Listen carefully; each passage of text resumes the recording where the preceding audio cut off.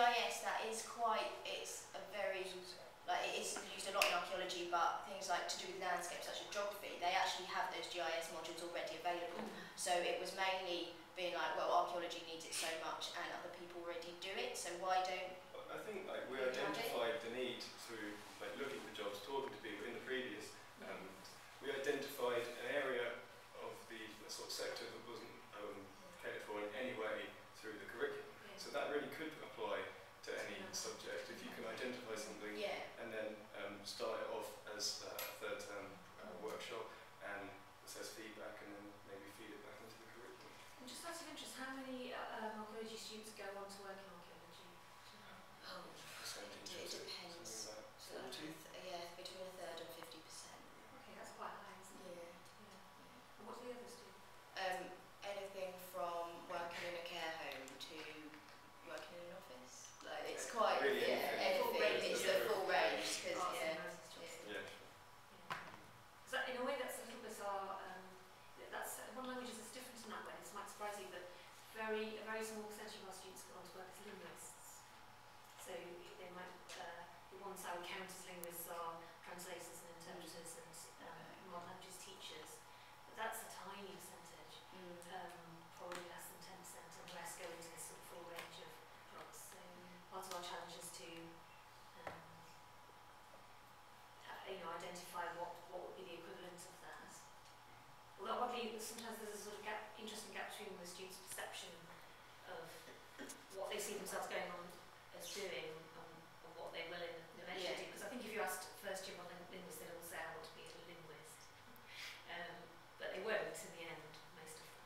And so actually, for instance, our students are often, one thing which struck me, which might be comparable, is our students are often interested in the idea of interpreting skills.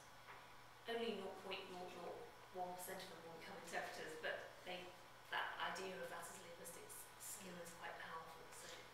Well, I think to pick up on the GIS things, it's actually applicable to a lot of different jobs and more these days. In fact, I applied for a summer job recently, plotting new speed cameras around Europe, and that was GIS skills required. So just as an example, so it's picking something that actually has a lot of applications. I think.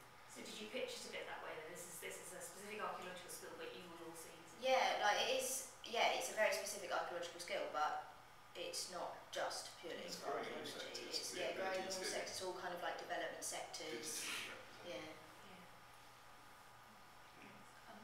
I was going to ask actually because our Committee for Humanities Employability looks into getting training in other IT skills, so things like Microsoft Excel. People don't know how to make a spreadsheet. I was just wondering whether you thought that would also be useful for students from other courses, and I also wanted to ask you how expensive it was to get someone in to do the training, or was it someone that was existing on the staff that could train you with skills? Someone, well firstly, it's like any kind of IT skill, it's very easy to like get people to know about it because we basically just had like some exercises that was step by step, click here, click there, that does this, and then with that you can fiddle around and work back to it, and if you make a mistake you can always go back to the beginning and like follow those steps again until you get to know about it. So that's, it's very transferable over.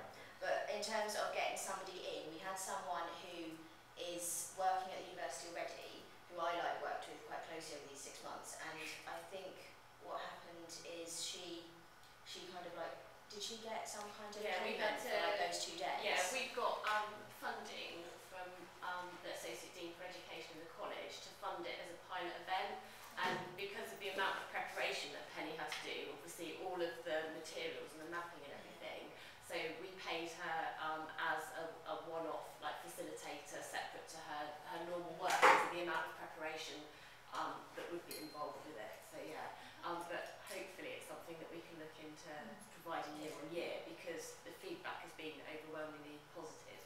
So. Has there been anything else as a result of doing the GIS days that people have said they're sort of running similarly